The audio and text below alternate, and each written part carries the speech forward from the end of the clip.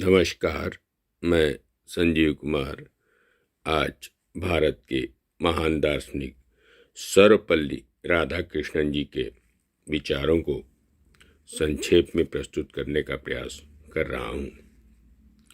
इनकी प्रमुख कृतियाँ the idealist view of life, the philosophy of Rabindranath Tagore, the reign of religion in contemporary philosophy, Eastern religion and Western thought, the Hindu view of life, East and West in religion, Kalki, my search for truth।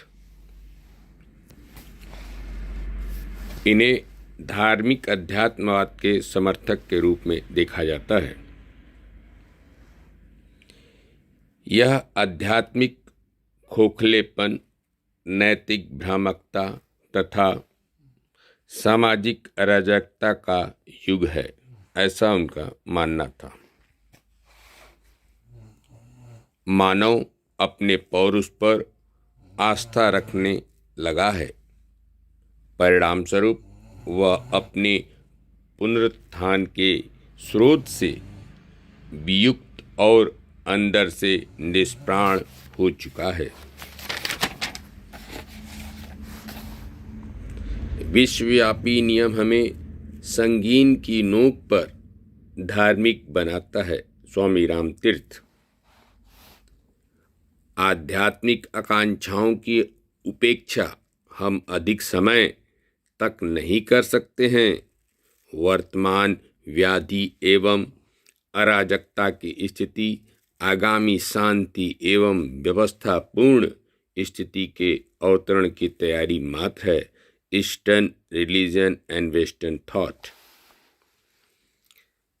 Underwood तथा Schweitzer Hindu धर्म को हेय पलायनवादी मानते हैं, ईसाई धर्म को उत्कृष्ट मानते हैं।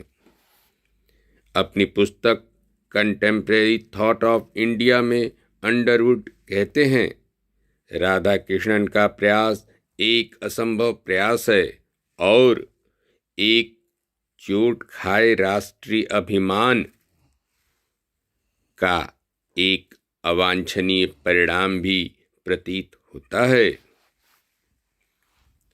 राधा कृष्णन के अनुसार भेद हिंदू तथा ईसाई धर्म में नहीं है, बल्कि धर्म और मानवतावाद में है।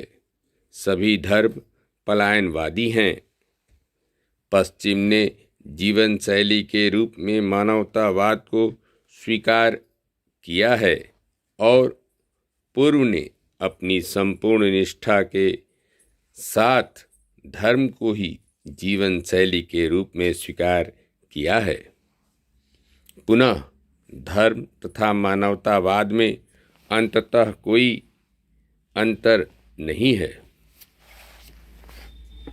वस्तुतः कोई भी दर्शन नितांत पलायनवादी नहीं हो सकता।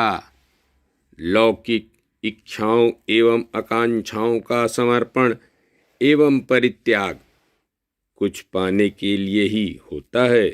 अब यदि आध्यात्मिक उपलब्धियों के लिए उक्त परित्याग एक आवश्यक सोपान है, तो उसके प्रति असंतोष व्यक्त करना अपने व्यापक हितों की उपेक्षा ही होगी।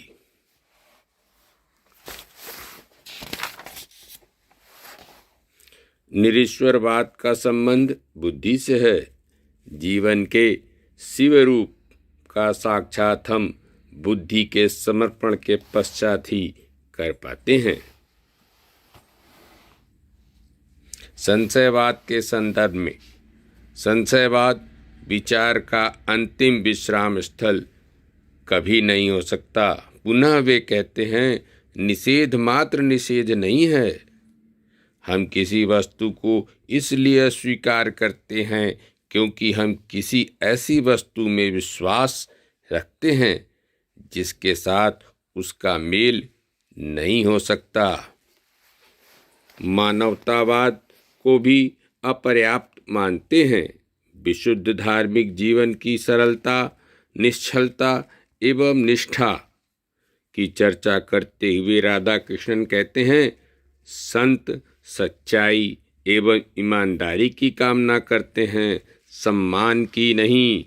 उनके हृदय में सदैव एक अदम्य उत्साह सक्रिय रहता है, जो जीवन की भी परवाह नहीं करता।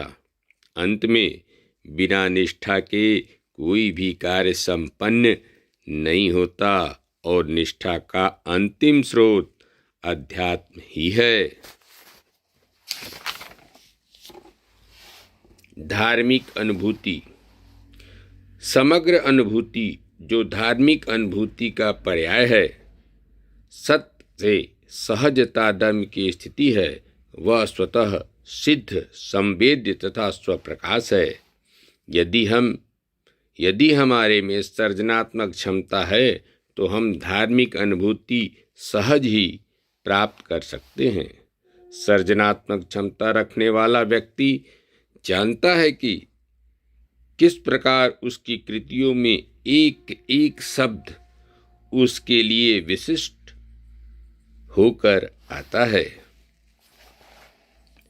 अंतःप्रज्ञात्मक दृष्टि के स्वरूप को स्पष्ट करते हुए कहते हैं, यह हृदय के सरल तथा लोभ, ईर्ष्या, घृणा, संदेह आदि आवेशों से मुक्त लोगों की दृष्टि है।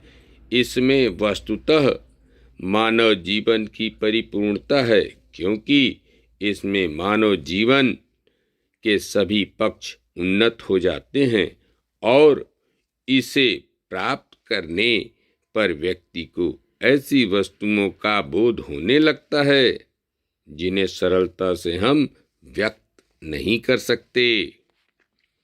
अंतःप्रज्ञात्मक चेतना संपूर्ण व्यक्तित्व के सक्रिय होने पर ही संभव है।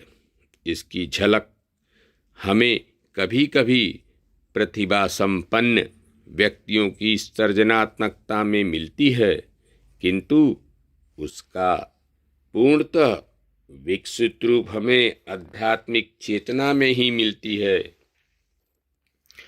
संतों का जीवन अपूर्व आंतरिक सौम्यता से प्रेरित होता है, जबकि सामान्य व्यक्ति का जीवन अशांत और असंतुष्ट रहता है।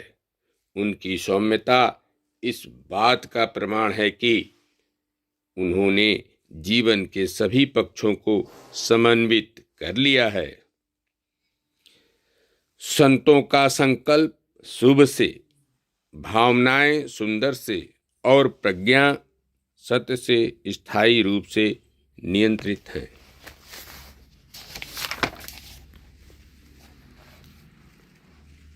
सृजनात्मक प्रक्रिया के माध्यम से उस मूल संबद्धता को पुनः अभिव्यक्त करने का यह विकल्प मानव के लिए ही संभव है।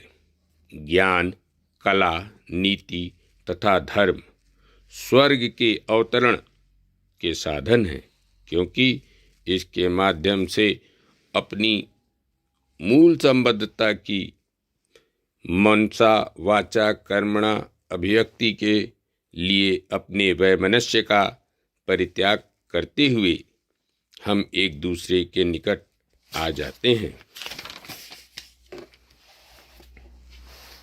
ईश्वर की अभिगम्यता का समर्थन। तत्वमीमांसी दृष्टि से जिसे आध्यात्मिक सत्य कहा जाता है, वही धार्मिक चेतना के संदर्भ में ईश्वर कहलाता है। ईश्वर की उपस्थिति का बोध हमें जीवन के अन्यतम सृजनात्मक क्षणों में और अंततः धार्मिक अनुभूति में होता है। ईश्वर परम सत्य की यथार्थ तात्विक प्रस्तुति तो नहीं है और हो भी कैसे सकती है, किंतु वह उसकी श्रेष्ठतम प्रतीकात्मक अभिव्यक्ति तो है ही।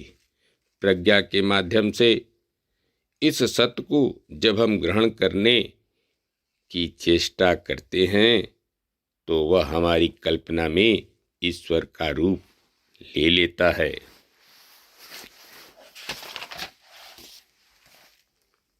एक आध्यात्मिक लोकतंत्र की स्थापना के लिए प्राकृतिक शक्तियां आरंभ से ही सक्रिय हैं, ऐसा राधा कृष्णन का अखंड विश्वास है। विश्व के इतिहास का यदि अध्ययन किया जाए तो नवीन के आविर्भाव के लिए प्रकृति की शक्तियां सतत प्रयत्नशील रहती हैं। जड़, जीवन, मनस, बुद्धि उद्गम के पश्चात अब दिव्यता के प्रकाशन के लिए वे प्रयत्नशील हैं। धन्यवाद। नमस्कार।